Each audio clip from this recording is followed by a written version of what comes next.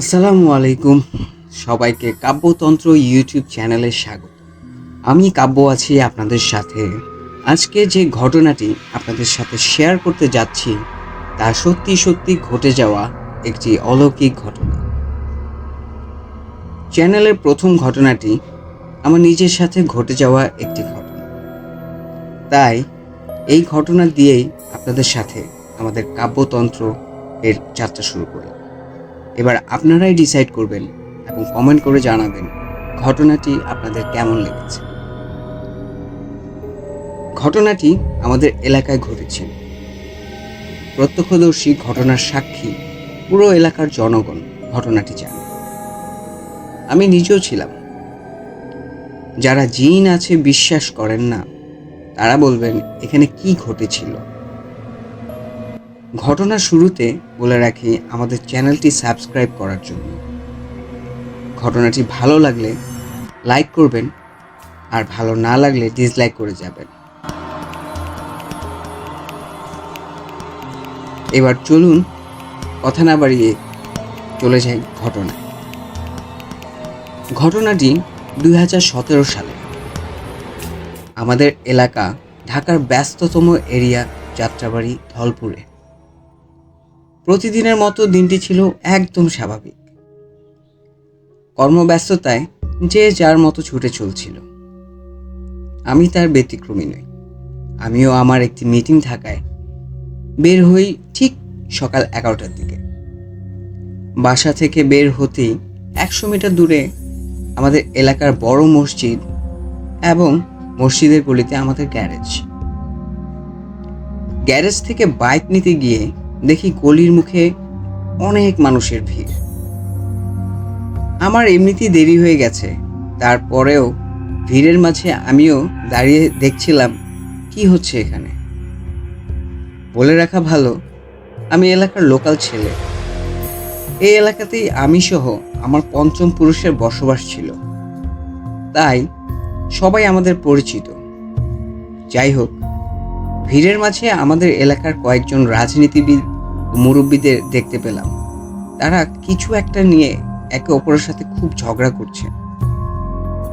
কি নিয়ে ঝগড়া চলছে তা নিশ্চিত হতেই মনটা আঁতকে উঠল আমার, কেননা তারা ঝগড়া করছিল একটি লাশের গোসল করা নিয়ে।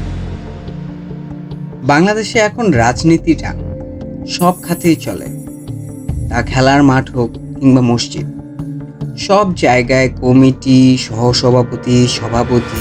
আবার আমিও একজনকে জিজ্ঞেস করলাম লাশের গোসল নিয়ে কেন এত কথা হচ্ছে। তখন মসজিদ কমিটির একজন আমাকে বলে, এই লাশ এখানে গোসল হবে না। এটা আমাদের এলাকার লাশ না। যার যার এলাকার লাশ তার তার এলাকায় গোসল ও দাফন করে মাটি মঞ্জুর করা হবে। আমি বললাম, এটা কার লাশ? কে মারা গেছে শুনি? আমি রেগে গিয়ে বললাম, লাশ যেহেতু নিয়ে এসেছে ওনারা, লোকজন তখন আপনি বাধা দেওয়ার কে? মসজিদ কমিটির সবাই আমার আত্মীয় স্বজন। আমিও দেখি আপনার কথা কে গোসল করাতে বাধা দেয়। আমিও থাকবো এখানে। কমিটির লোক আমাকে বলে, আপনি শুধু শুধু রেগে যাচ্ছেন। আমি জানি আপনি এই মসজিদ ফাউন্ডারের বংশধর, আপনার অধিকার আছে এতে, কিন্তু লাশটা বেওয়ারিশ, রাস্তায় পড়েছিল। রাস্তার পাশের কিছু মানুষ আশেপাশে সায়দাবাদ, মানিকনগর সহ আরো 5টা এলাকার মসজিদে নিয়ে গেছে। কেউ লাশটা গোসলের জন্য রাখে। সবাই বলল মৃত ব্যক্তি একটা পাগল। কিছুদিন যাবৎ এই লোকটা আশেপাশেই ঘুরে বেড়াচ্ছিল। নোংরা গায়ে, ড্রেনের ময়লা, দুর্গন্ধ আর একটি বিশ্রী একটা অবস্থা। আপনি নিজেই দেখেন। আমি দেখলাম আসলেই কমিটি লোকের কথা সত্য। লোকটির মাথায় চুলের বড় একটি জট লাগানো, নোংরা দুর্গন্ধ বের হচ্ছে। পটি করে দিয়েছে। আস্তে আস্তে মনে হয় লাশটা গলতে শুরু করেছে। গন্ধে টেকা যাচ্ছে না, দেখেই কেমন যেন লাগলো। আমি সহ কয়েকজন কমিটির লোককে বলি, যেহেতু নিয়েই এসেছে, ওনার যেহেতু কেউই নেই, বেওয়ারিশ, যেমনই হোক আমাদের উচিত তার গোসল করিয়ে কাফন দাফনের ব্যবস্থা করার। প্রয়োজনে সবাই মিলে সাহায্য করি। কমিটির লোক এক কথায় মানা করে রেগে চলে গিয়েছে, সে পারবে না। মানবিক দৃষ্টিকোণ থেকে বিবেচনা করে আমি সহ আমার এলাকার কিছু ছোট ভাইকে টাকা দিয়ে যাই লাশটার একটা ব্যবস্থা করার জন্য। বলে যাই আমার দেরি হচ্ছে, আমি 1 ঘন্টার মধ্যে চলে আসব। আমি আমার মতো কাজ শেষ করে এলাকায় ঢুকতেই দেখি গলিতে শত শত মানুষের ভিড়। আমার চোখ যেন অবিশ্বাস্য কিছু দেখে ফেলছে। রীতিমতো আমি অবাক হয়ে একটু একটু করে এগোচ্ছি ভিড়ের মাঝে। যেখানে লাশের গোসল দেওয়া হয় সেখান পর্যন্ত যেতে আমার 3 মিনিট সময় লেগে গেছে মানুষ ঠেলে যেতে। আমি ভাবছি এত মানুষ কোথা থেকে এলো, এটা কিভাবে সম্ভব? যেই লাশটার গোসল দিতে চাচ্ছিল না, ওই লাশটাকে গোসল করিয়ে দাফন করিয়ে খাটিয়াতে রেখেছে, আর শত শত মানুষ তাকে দেখতে এসেছে। পুরো রাস্তা বন্ধ। কি হয়েছিল আমি যাওয়ার পরে? কিভাবে কি?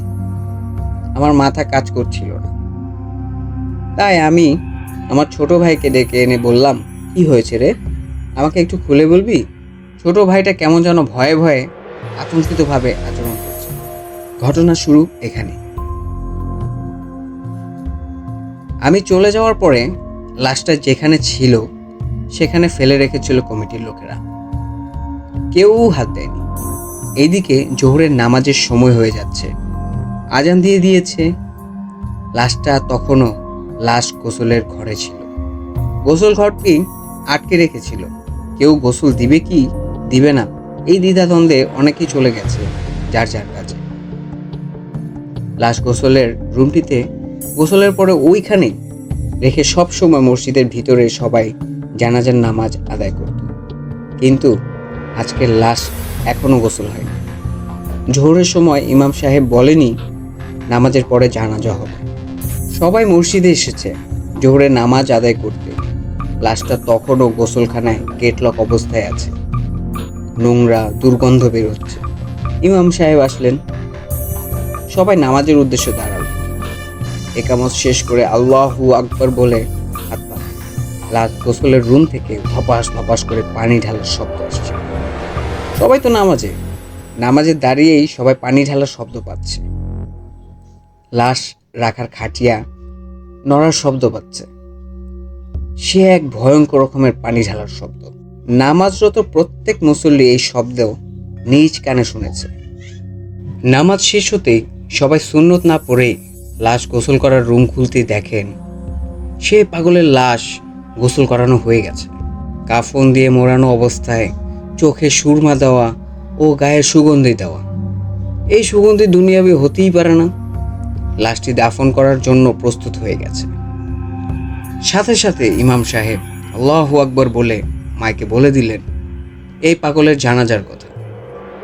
আর ব্যাস, আশেপাশে 5 এলাকার মানুষ চলে এসেছে এই পাগলের লাশ দেখতে। আমি এসেও তাই দেখছি। তারপর তাকে রীতিমতো দাফন করা হয়েছে। এই ছিল আমার আজকের ঘটনা। এখানে অনেকে অনেক প্রশ্ন জমা হয়ে আছে, আমারও ঠিক তাই এখনো জমা। কি ঘটেছিল লাশ গোসলের রুমটিতে? কে বা কারা এসে গোসল করিয়েছে? জিন নাকি ফেরেশতা? 4 রাকাত নামাজের মাঝে এইটুকু সময়ে সব কাজ শেষ কিভাবে হয়েছে? কারা ছিল তারা? কমেন্ট করে জানাবেন কি হতে পারে। এই ছিল আজকে আমাদের ঘটনা। যাওয়ার আগে বলে চাই, আপনারা চাইলে আপনাদের সাথে ঘটে যাওয়া ঘটনা আমাদের সাথে শেয়ার করতে পারেন। ঘটনা অবশ্যই সত্য হতে হবে। আমরা অবশ্যই আপনার ঘটনা কভার করার চেষ্টা করব। আমাদের ঘটনা পাঠাতে বিস্তারিত তথ্য ডেসক্রিপশনে দিয়ে দিব। আবারও কথা হবে পরবর্তী এপিসোডে। আসসালামু আলাইকুম।